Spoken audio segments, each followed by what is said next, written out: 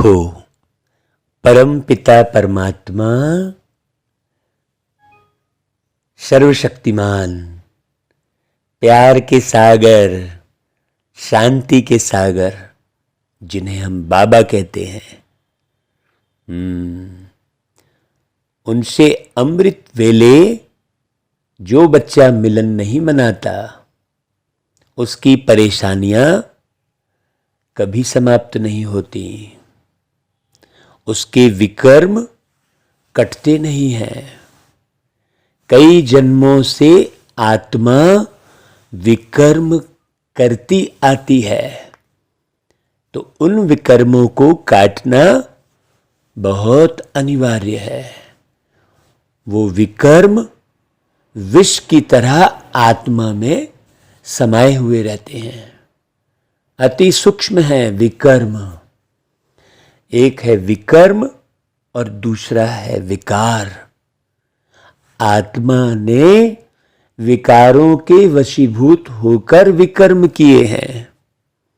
तो मीठे भाइयों और मीठी बहनों, जरा बहुत अच्छे से समझना, बाबा अमृत वेले बच्चों से मिलन मनाने आते हैं, इसलिए अमृत वेले उठकर बाबा के साथ ज्ञान की रूह रिहान अवश्य करना।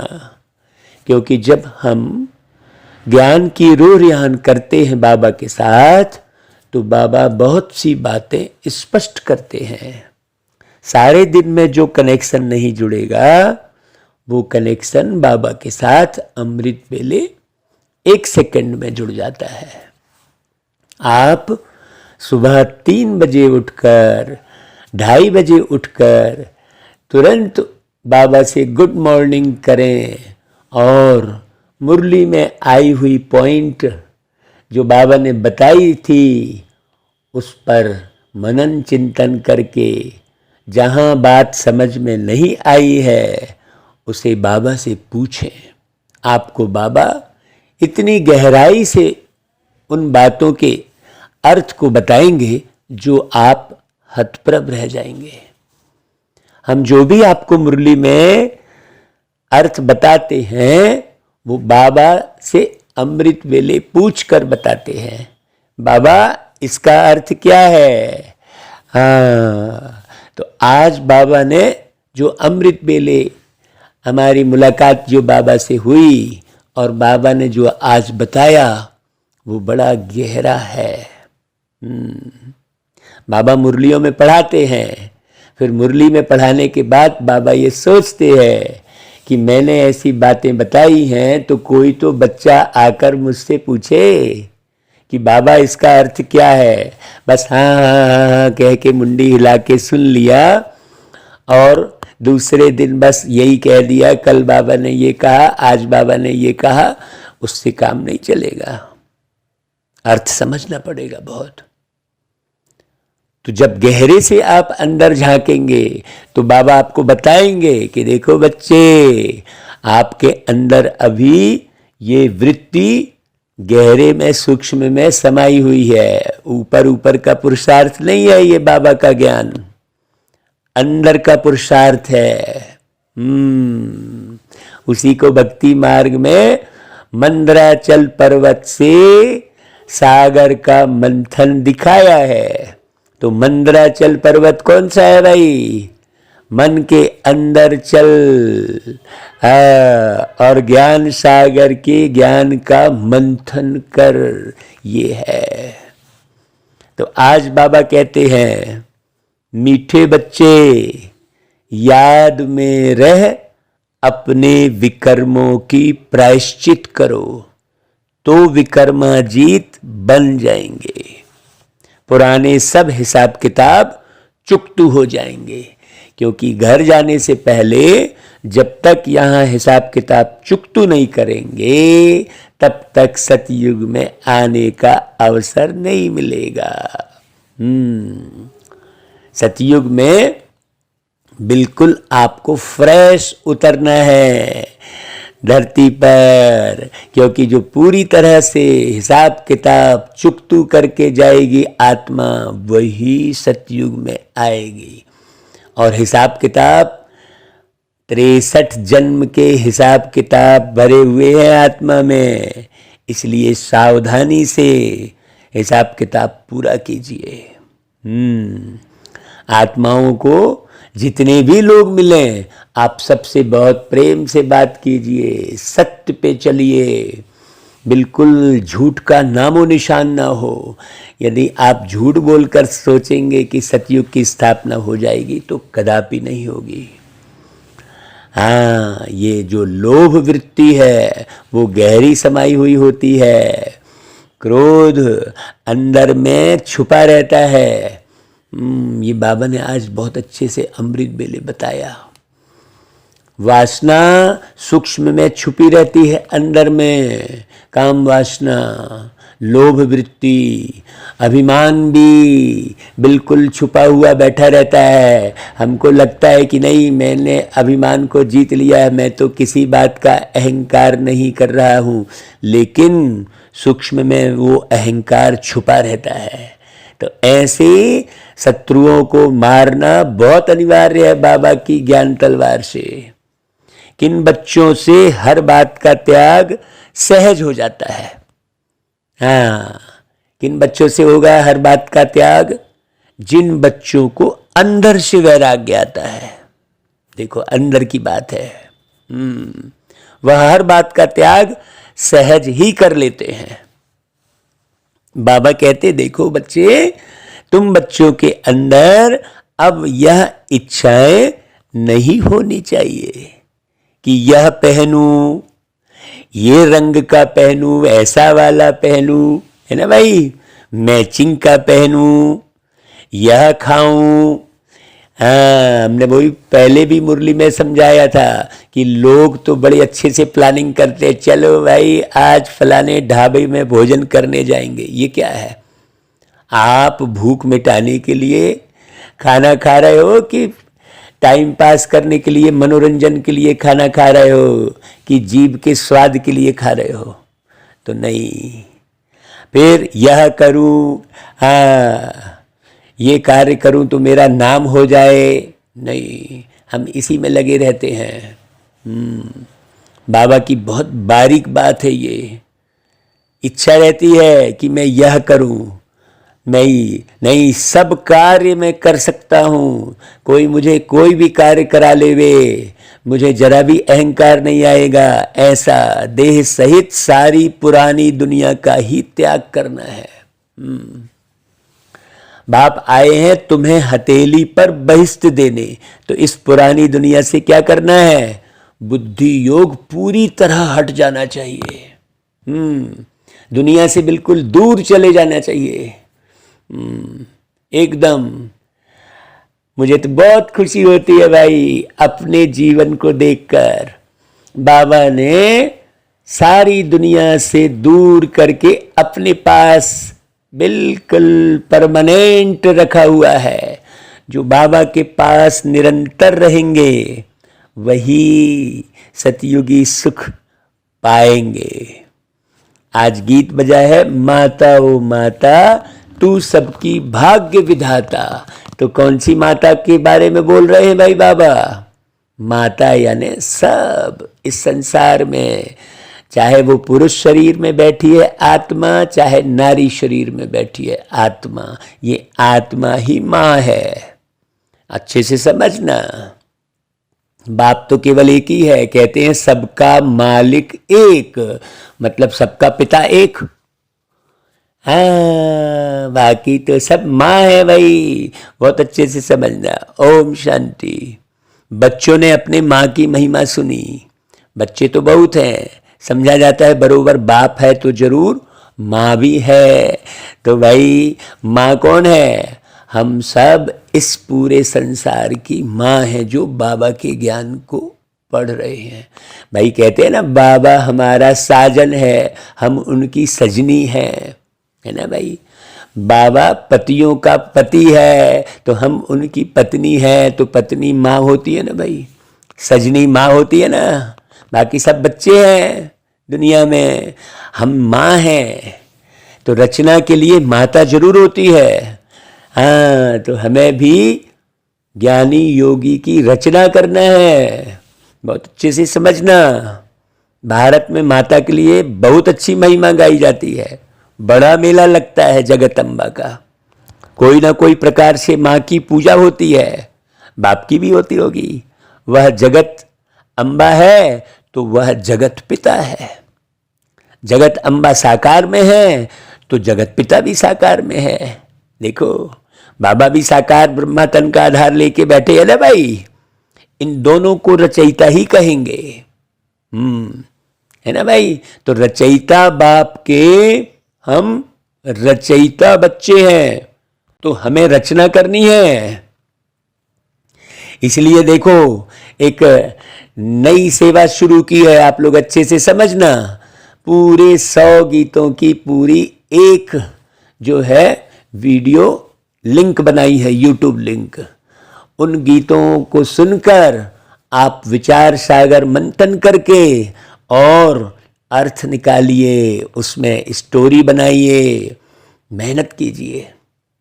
और अपने गीतों का उपयोग इसलिए किया है क्योंकि और दूसरे के गीत जैसे ही हम डालते हैं तुरंत वो कॉपीराइट आ जाता है, बंद करवा देते हैं। इसलिए अपने गीत डालने पड़े हैं भाई, नहीं तो कई लोग कहेंगे ये अपने ही गीत क्यों डाले हैं। ऐसे अपने और पराये वाली कोई बात ही नहीं है। लेकिन लोग तो जो है कोई भी छोटी सी भी रचना करेंगे तो उसे कॉपीराइट करा रहे हैं। हाँ, हमने तो किसी भी गीत की, ना तो किसी प्रवचन की, ना कोई किताब की, कोई की कॉपीराइट नहीं कराई। जिसको अपने नाम से छपाना है छपा लो भैया, जिसको गीत गाना है फिर से गा लो, कोई वो नहीं है। क्योंकि हमें तो सेवा करनी है ना, दुनिया बदलनी है। बाबा ने बहुत सहजता से बहुत अच्छी अच्छी बातें समझाई हैं। तो बाबा कहते हैं कि छोटी माँ भी है और बड़ी माँ भी है। हाँ, देखो बड़ी माँ कौन है? ब्रह्मा माँ। और छोटी छोटी माँ सब हम लोग। बहुत अच्छे से समझना। तो बाबा कहते हैं यहाँ तो साकार है ना भाई, निराकार को ही कहा जाता है गॉड फादर। मदर फादर का तो राज समझाया गया है ना। महिमा छोटी माँ की भी है, भल अडॉप्ट करते हैं, माँ को भी अडॉप्ट किया है तो यह बड़ी माँ हो गई, परंतु महिमा सारी छोटी माँ की है। कितनी गहरी बात है भाई। क्यों? क्योंकि बड़ी माँ तो एक स्थान पर है, छोटी माँ देखो बहुत गहरी गहरी बातें हैं। देखो, यह भी बच्चे जानते हैं, हर एक को अपने कर्म भोग का हिसाब किताब चुकतू करना है। क्योंकि विक्रमाजीत थे, फिर रावण ने विक्रमी बना दिया है। विक्रम संवत भी है तो विक्रमाजीत संवत भी है। पहला आधा कल्प विक्रमाजीत कहेंगे, फिर आधा कल्प विक्रम संवत शुरू होता है। ये बहुत बारीक बात समझने की है। बाबा ने जो 5000 वर्षों का हिसाब बताया है, इसमें ये बात गहरी छुपी हुई है। तो अभी तुम बच्चे विकर्मों पर जीत पाकर विक्रमाजीत बनते हो। अभी बड़ी गहरी बात इसमें है। अब कितना समय लेते हो अब आप देखो। पाप जो है उनको योग बल से प्रायश्चित करते हैं। प्रायश्चित होता ही है याद से, और दुनिया में तो प्रायश्चित करने का तरीका बिल्कुल अलग बता दिया। जिसे याद रहेगी वही जीत हासिल करेगा। जो बाप समझाते हैं कि बच्चे याद करो तो पापों का प्रायश्चित हो जाएगा, अर्थात कट उतर जाएगी। याद से अज्ञानता रूपी रावण, अज्ञानता रूपी कट उतर जाएगी। सिर पर पापों का बोझा बहुत है, जन्म जन्मांतर का। समझाया गया है कि जो नंबर 1 में पुण्य आत्मा बनता है वही फिर नंबर 1 पाप आत्मा भी बनता है। देखो कितनी गहरी बात। उनको बहुत मेहनत करनी पड़ेगी, क्योंकि शिक्षक बनते हैं सिखाने के लिए, तो जरूर मेहनत करनी पड़ेगी ना भाई। अब शिक्षक हम बने हैं, तो हमें तो मेहनत करनी पड़ेगी। सबसे पहले तो स्वयं के शिक्षक बनकर स्वयं पर मेहनत करना, बहुत गहरे से। बाबा ने स्पष्ट कहा है कि जो नंबर 1 पाप आत्मा है वही नंबर 1 फिर पुण्य आत्मा बनती है। बहुत गहरी बात। तो अब फिर हमको कितना ख्याल रखना है अपना, सोचो।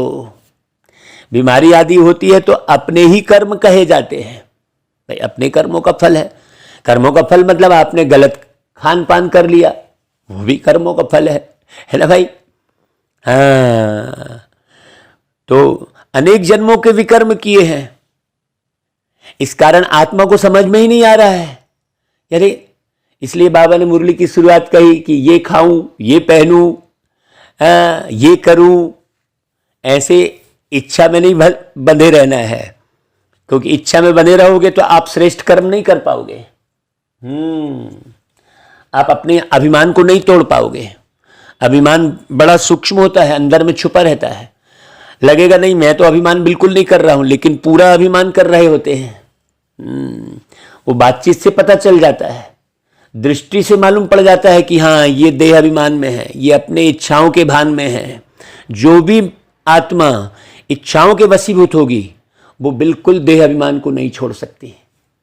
हाँ, और जो आत्मा देह अभिमान को नहीं छोड़ पाएगी वो कदापि बाबा के ज्ञान को नहीं समझ पाएगी। बहुत बहुत बारीक है।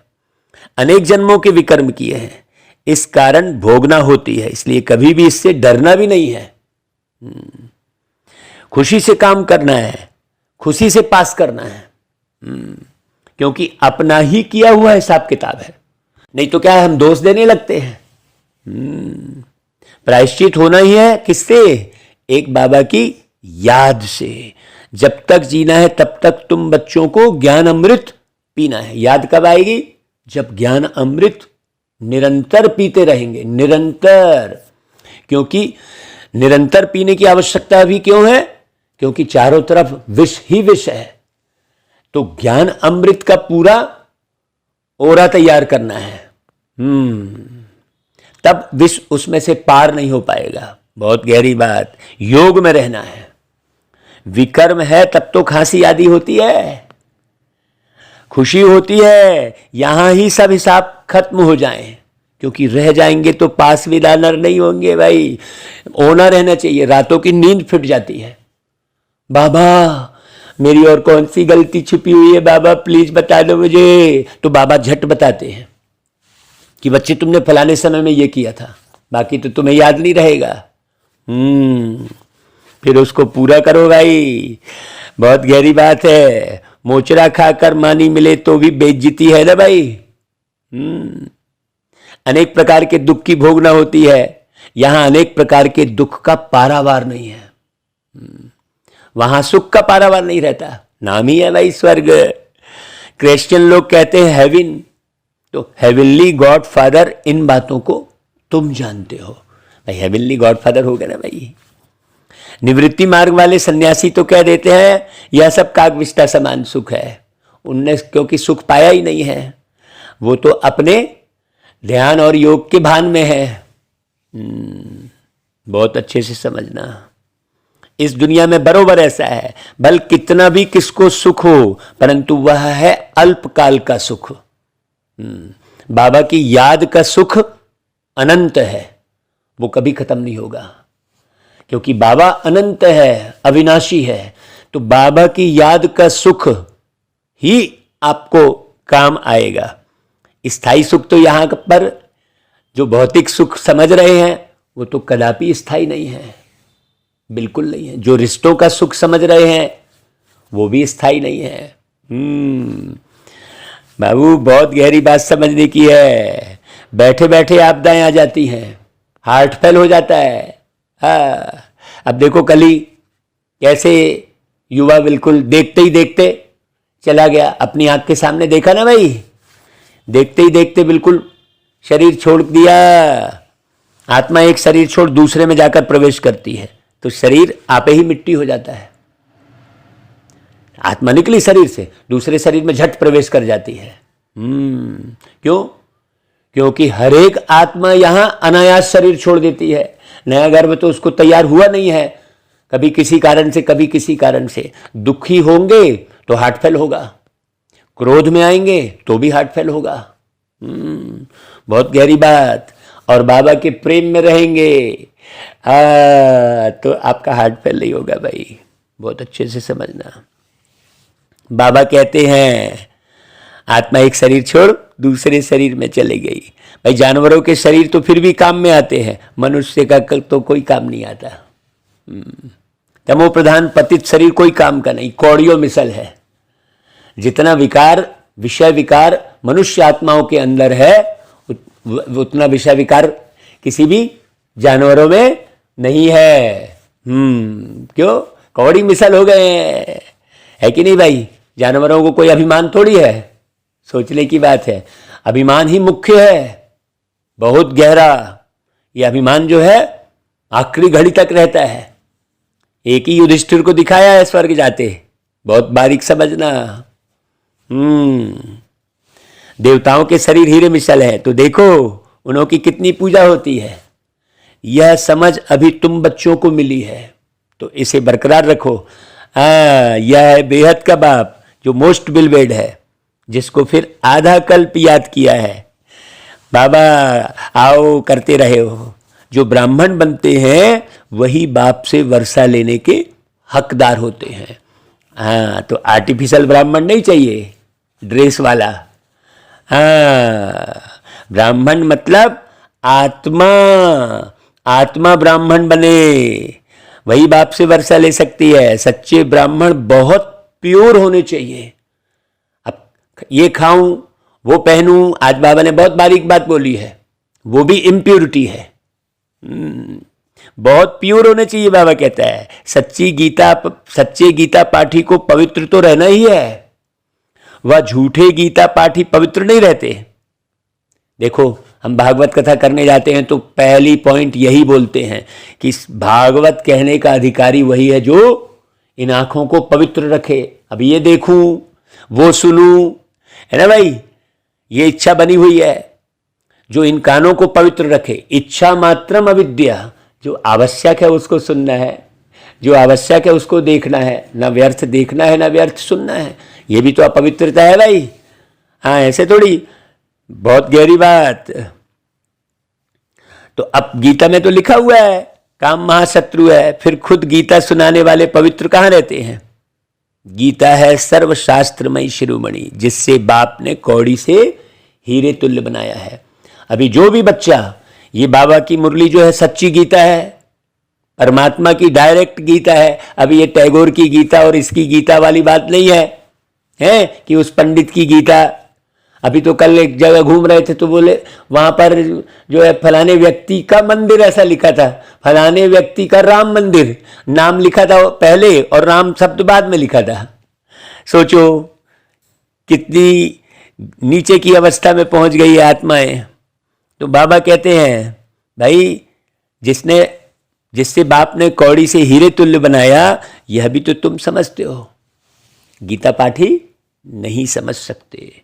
वह तो तोते मुआफिक पढ़ते रहते हैं। महिमा सारी है ही एक की, और किसी चीज की महिमा तो है ही नहीं। ब्रह्मा विष्णु शंकर की भी महिमा नहीं है, तो फिर तुम्हारी महिमा कैसे हो गई भाई? सोचने की बात है। तुम उनके आगे कितना भी माथा टेको, उनके आगे बलि चढ़ो, तो भी वर्षा नहीं मिलेगा भाई। जैसे काशी में काशी कलवट खाते हैं ना, अभी तो गवर्नमेंट ने बंद कर दिया है। नहीं तो बहुत काशी कलवट खाते थे पहले, कुएं में जाकर कूदते थे। कोई देवी पर बलि चढ़ते थे, कोई शिव पर, देवताओं पर बलि चढ़ने का कोई फायदा ही नहीं है। काली पर बलि चढ़ते, काली को कितना काला बना दिया है। अभी तो हैं ही सभी आयरन एज्ड, सब काले हो गए। बहुत गहरी गहरी बात। जो पहले गोल्डन एज्ड थे, सोने के समान थे, अब लोहे के समान, माने पत्थर से भी और ज्यादा है। द्वापर युग से तो पत्थर को पूजे, अब लोहे की मूर्तियां बनती हैं। पत्थर से भी और, है ना भाई? लोहा तो और ज्यादा हार्ड हो गया, तो अभी सभी हार्ड हो गए, पूरे लोहे के समान काले हो गए। और समझते हम बहुत मजबूत हैं। लेकिन उनकी अवस्था लोहे जैसी है। जंग लगा तो गया, और जंग बहुत जल्दी लगता है लोहे में। अम्बा एक को ही कहा जाता है, पिता को कभी अम्बा नहीं कहेंगे। अब यह कोई भी नहीं जानते, जगत अम्बा सरस्वती ब्रह्मा की बेटी है। अब लोग ब्रह्मा की जो है धर्मपत्नी समझ जाते हैं सरस्वती को। ब्रह्मा जरूर प्रजापिता ही होगा, ब्रह्मा के द्वारा सृष्टि की रचना कहा है तो प्रजापिता होगा ना भाई, सूक्ष्म वतन में तो नहीं होगा ना।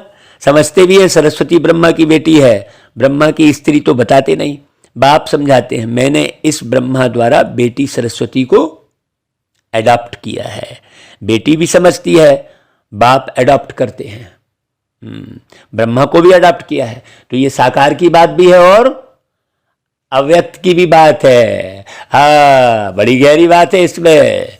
सरस्वती जो बिल्कुल स्व में स्थित रहे, अपनी मति अपनी बुद्धि को है ना बिल्कुल स्व पर टिकाए, ज्यादा से ज्यादा बुद्धि किस में लगाए, स्व के निर्माण में। तो बाबा कहते हैं यह बहुत गूढ़ी बात है ना, ये बहुत गूढ़ी बात है। ये किसी व्यक्ति विशेष की बात नहीं कर रहे हैं बाबा, पार्टिकुलर एक की बात नहीं कर रहे हैं किसी। यह बहुत गूढ़ी बात है जो कोई की भी बुद्धि में नहीं है। हाँ, कि भाई सरस्वती किसको बोल रहे हैं बाबा?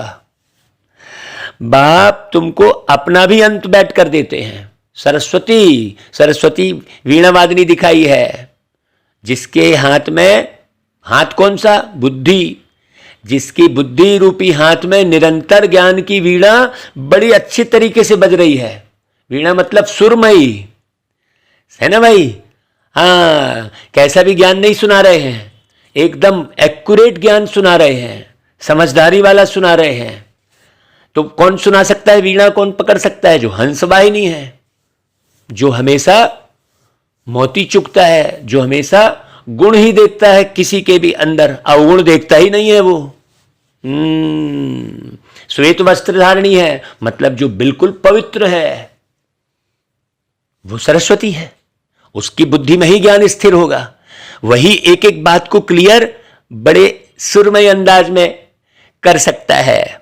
बहुत गहरे समझना कि सरस्वती कौन है। अब यहां कोई नारी देह वाली और पुरुष देह वाली बात नहीं है। बाप तुमको अपना भी अंत बैठ कर देते हैं, सो तो जरूर सम्मुख ही देंगे ना भाई, प्रेरणा से तो थोड़ी देंगे। भगवान उवाच, हे बच्चे, सो जरूर साकार में आवे तब तो कहेंगे ना बच्चे करके। निराकार बाप इन द्वारा बैठ पढ़ाते हैं, ब्रह्मा नहीं पढ़ाते। ब्रह्मा को ज्ञान सागर नहीं कहा जाता है, एक ही बाप को ज्ञान सागर कहा जाता है। ब्रह्मा बीच बीच में अपना अनुभव सुना देते हैं, पढ़ाई तो बाबा पढ़ाते हैं ना भाई। हाँ, तो अब कहां पर बाप ने, शिव बाप ने बोला और कहां ब्रह्मा बाप ने बोला, यह समझने की जरूरत है, बहुत गहरी समझने की जरूरत है। मुरली यूं ही पढ़ लिए, मुरली को तो आप 20 बार पढ़ोगे ना तो भी आपको कोई ना कोई टॉपिक नई समझ में आती रहेगी। जैसे अभी हम मुरली को पढ़ रहे हैं, अभी फिर से मैं इसी मुरली को पढ़ूं तो फिर एक नई टॉपिक आ जाएगी। हाँ, बहुत समझने की जरूरत है। सागर है भाई, बाबा ज्ञान के सागर है, तो आत्मा समझती है। यह लौकिक बाप नहीं पढ़ाते, पारलौकिक बाप बैठ पढ़ाते हैं, जिनसे वर्षा कौन ले रहे हैं? हम आत्मा ले रहे हैं। अब यहां इस जीवन की बात नहीं है, नहीं तो कोई कहे कि आप तो इतना पढ़ाई पढ़ रहे हैं, फिर आपको दुख क्यों है? अरे भाई, जो हमने 63 जन्म विकर्म किए हैं वो कहां जाएगा? बैकुंठ को परलोक नहीं कहा जाता, परलोक तो शांति धाम को कहा जाता है ना भाई। वह है अमरलोक और यह है मृत्यु लोक। माने अमरलोक मतलब सदा ही जीवित रहते हैं, वहां सदा ही जीवित रहते हैं, मतलब शरीर के साथ जीने की बात थोड़ी है। यहां तो तुम काम अग्नि में मर गए, तो क्रोध अग्नि में जल गए हैं, तो अभिमान में अकड़ गए, जैसे मुर्दा अकड़ जाता है? लोभ में फंस गए तो मरे हो ना, यहां तो तुम जिंदा कहां हो। अमरलोक और मृत्युलोक का अर्थ भी बहुत गहरे से समझना है। परलोक अर्थात जहां हम आत्माएं रहती हैं, यह परलोक नहीं है। अब लोग कहते हैं फला व्यक्ति परलोक से धार गया, अभी कैसे जाएगा परलोक? बड़ी गहरी बात समझने की है। तो परलोक अर्थात जहां हम आत्माएं रहती हैं, हम आत्माएं आती हैं इस लोक में, परलोक है हम आत्माओं का लोक। तुमने राज्य इस भारत में किया है, परलोक पर नहीं, परलोक का राजा नहीं कहेंगे। हाँ, कहते हैं लोक परलोक सुहाले हो। अरे यह है स्थूल लोक और फिर परलोक सुहाले बन जाते हैं। वही भारत बैकुंठ था फिर बनेगा। यह है मृत्यु लोक, लोक में मनुष्य रहते हैं। कहते हैं बैकुंठ लोक में जावे तो मनुष्य, देखो कितनी गहरी बात समझा रहे बाबा। दिलवाला मंदिर में भी नीचे तपस्या में बैठे हैं, ऊपर में बैकुंठ के चित्र बनाए हैं। अब ऊपर में कोई बैकुंठ नहीं है, हमारी ऊंची अवस्था ही बैकुंठ है। बहुत अच्छे समझना। बाबा कहते हैं समझते हैं फलाना बैकुंठ पधारा, परंतु बैकुंठ तो यहां ही होता है, ऊपर में नहीं। आज जो यह पतित लोक है वह फिर पावन लोक हो जाएगा। पावन लोक था, अभी पास्ट हो गया, इसलिए कहा जाता है परलोक। परे हो गया है। हाँ, किससे? पावनता से परे हो गया है, इसलिए परलोक कह देते हैं। बाकी वो परलोक नहीं गया। भारत स्वर्ग था, अभी नरक है, तो स्वर्ग अभी परे हो गया है ना भाई। फिर ड्रामानुसार वाम मार्ग में जाते हैं तो स्वर्ग परे हो जाता है, इसलिए परलोक कहते हैं।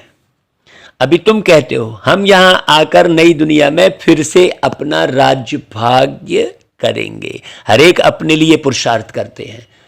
आज हम जो मुरली आपको सुना रहे हैं तो पुरुषार्थ हमारा अपना ज्यादा होगा ना भाई। आप चाहे सुनो ना सुनो, उसको और आगे तक भेजो चाहे ना भेजो, हमारी कमाई तो जमा हो रही है। कोई YouTube चैनल पर व्यूअर्स बढ़ने से कमाई होगी ऐसा थोड़ी है, हैं? बहुत गहरी बात समझने की है भाई। आज परिपक्व अवस्था तो बनती जाएगी ना भाई अपनी। हाँ, बस इतना ही है कि हमने ये माध्यम ले लिया है भाई कि जो हम पा रहे हैं वो सबको बांट रहे हैं। ये माध्यम बहुत अच्छा है। अब जिसको लेना होगा लेगा भाई, नहीं तो कोई अभिमान में फंसा रहेगा। हाँ, इसका क्यों सुनूं, उसका क्यों सुनूं, यही करेगा। जो करेगा सो पाएगा भाई। सब तो नहीं करेंगे।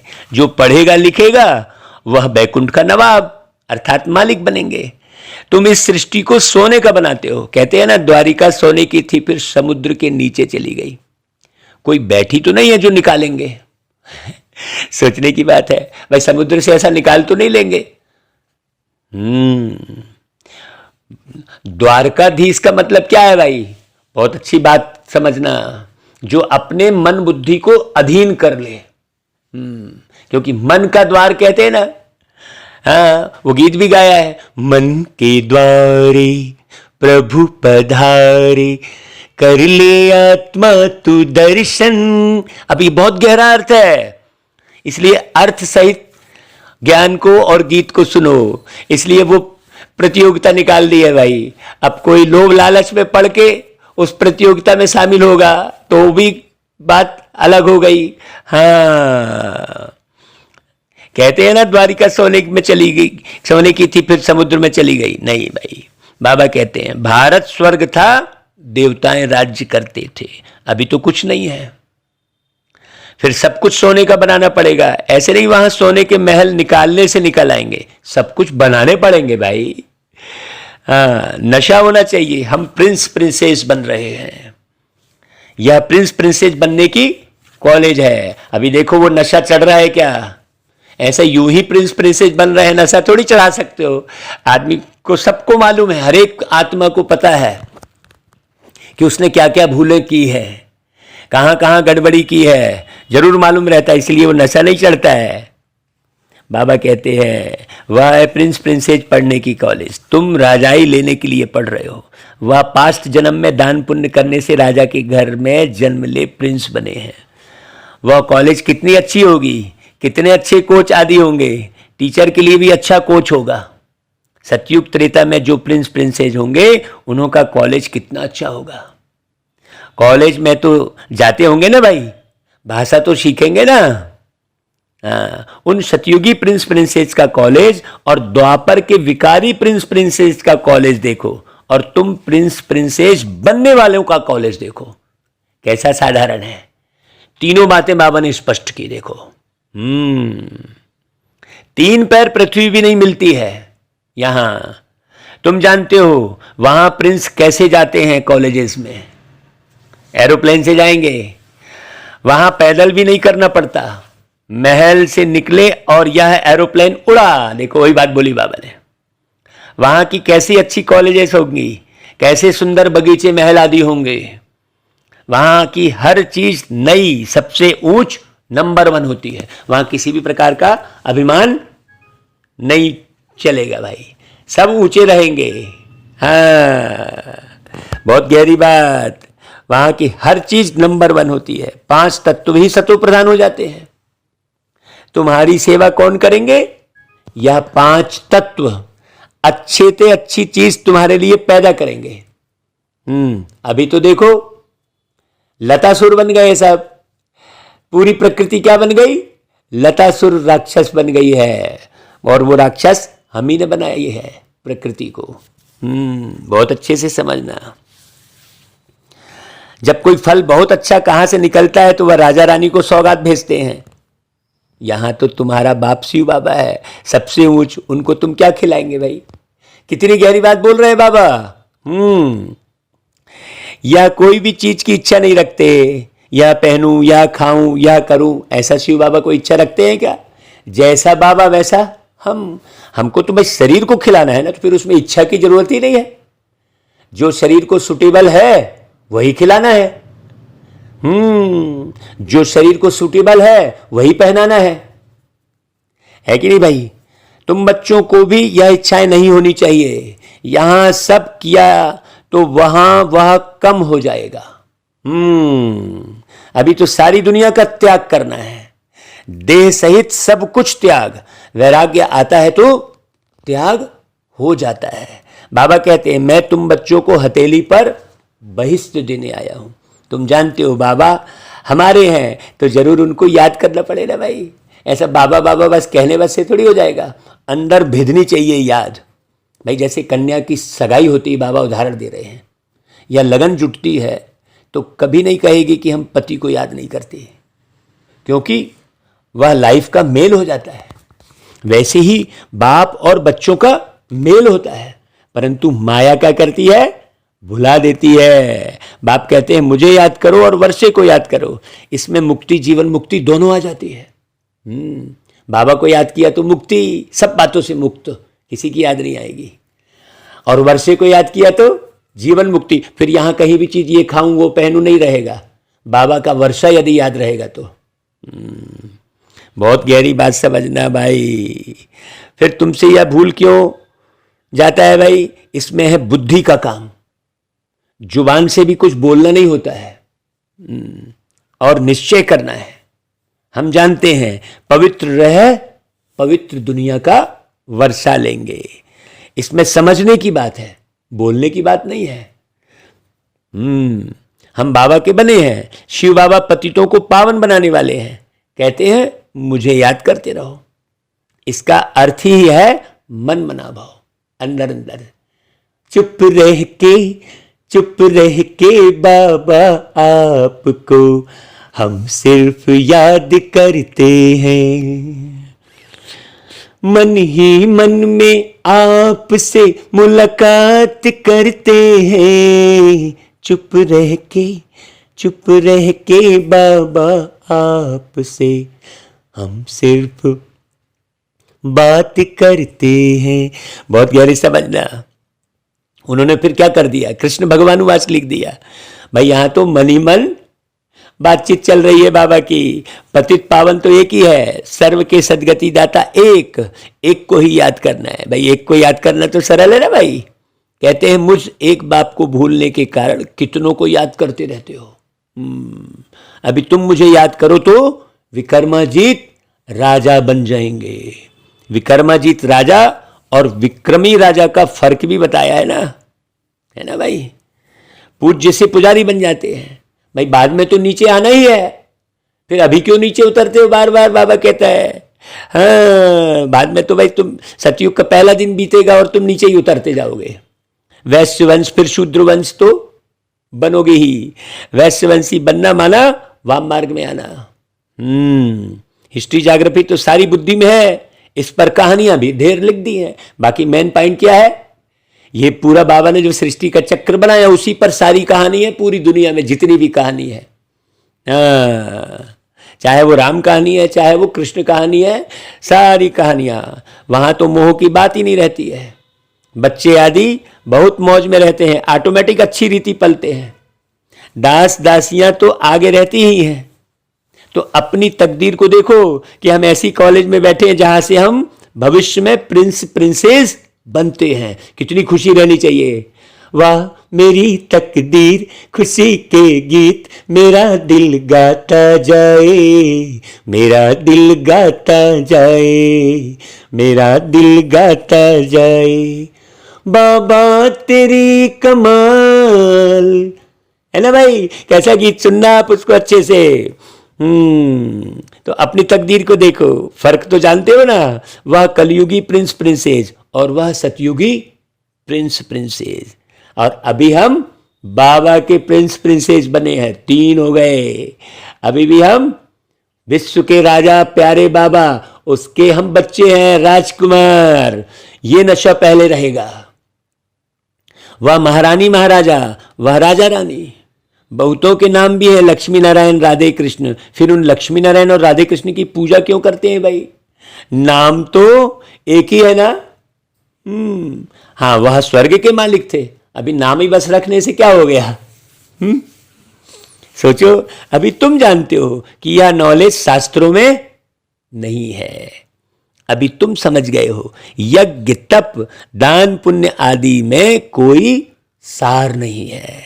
ड्रामानुसार दुनिया को तो पुराना होना ही है, मनुष्य मात्र को तमो प्रधान बनना ही है। इसलिए भाई हम पुरुषार्थ नई दुनिया के लिए करें भाई।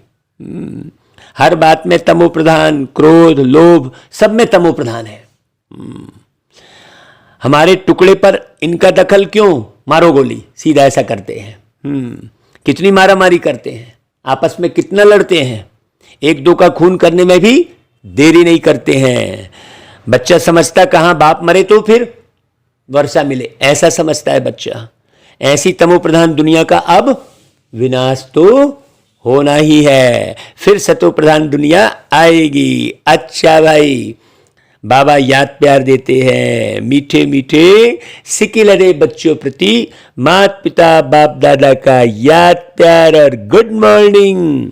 रूहानी बाप की रूहानी बच्चों को नमस्ते, और हम रूहानी बच्चों की रूहानी माता पिता बाप दादा को याद प्यार गुड मॉर्निंग और नमस्ते। ओ मीठे बाबा। देखो, अच्छा धारणा के लिए सार, पुण्य आत्मा बनने के लिए याद की मेहनत करनी है। हाँ, एक सेकंड में याद फिसल जाती है भाई। सब हिसाब किताब समाप्त कर पास विद ऑनर हो, इज्जत से जाना है। इसलिए कर्म भोग से डरना नहीं है। कोई भी कर्म भोग आया तो खुशी खुशी चुपतू करना है। दूसरी पॉइंट भाई, कोई क्रोधित हुआ तो समझ लो आपका हिसाब किताब है। कहीं भी किसी ने आंखें तिरछी की, हाँ, तो चुपचाप बढ़िया साइलेंट में रहो, उसके लिए शुभ भावना रखो। सदा इसी नशे में रहना है कि हम भविष्य प्रिंस प्रिंसेस बन रहे हैं। यह है प्रिंस प्रिंसेस बनने की कॉलेज। बाबा की जो नॉलेज है वो प्रिंस प्रिंसेस बनने की कॉलेज है। हाँ भाई, बहुत गहरी बात। सारा विश्व ही देखो कॉलेज है हमारे लिए, है कि नहीं भाई? अच्छा भाई, वरदान, अचल स्थिति द्वारा मास्टर दाता बनने वाले विश्व कल्याणकारी भव। अचल स्थिति द्वारा मास्टर दाता बनने वाले विश्व कल्याणकारी भाव। देखो, अचल स्थिति सहित आप मास्टर दाता बन सकते हैं। बार बार स्थिति हिलेगी डुलेगी तो आप कभी भी दान कर ही नहीं सकते ज्ञान का, ना ज्ञान का ना प्रेम का, कर ही नहीं सकते। प्यार के सागर के बच्चे तो हैं, लेकिन बार बार हिलते डुलते रहेंगे। अरे मेरे को ये नहीं मिला, मेरे को वो नहीं मिला, ये भी हिलना डुलना है। मेरे से इसने ऐसा व्यवहार नहीं किया, उसने वैसा नहीं किया, ये सब हिलना डुलना है। मैं ये खाऊं वो पहनूं, यहां जाऊं, ये इच्छा हो रही है, ये भी सब हिलना डुलना है। बहुत गहरी बात, पूरी मुरली का सार है वरदान।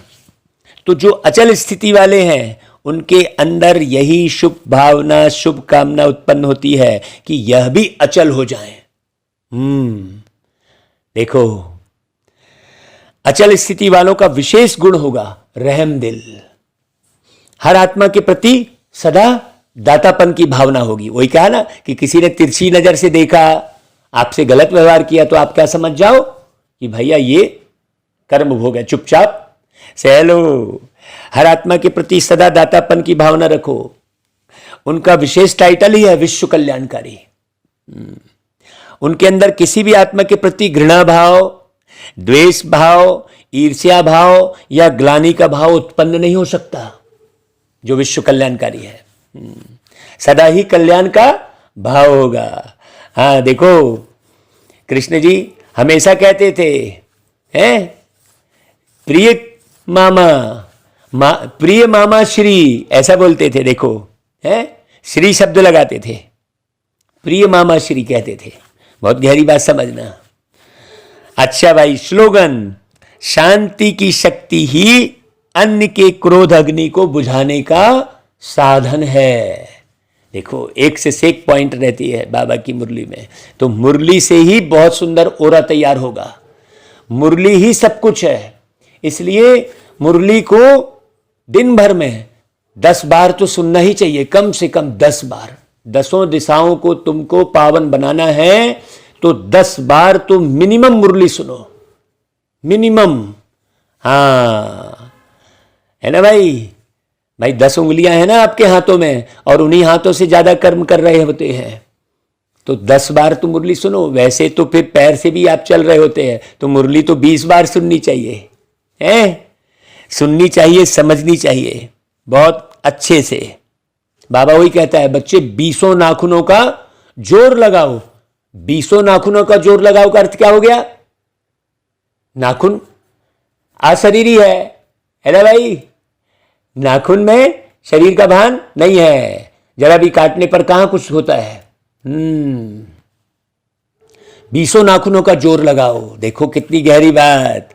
अच्छा भाई, ओम शांति।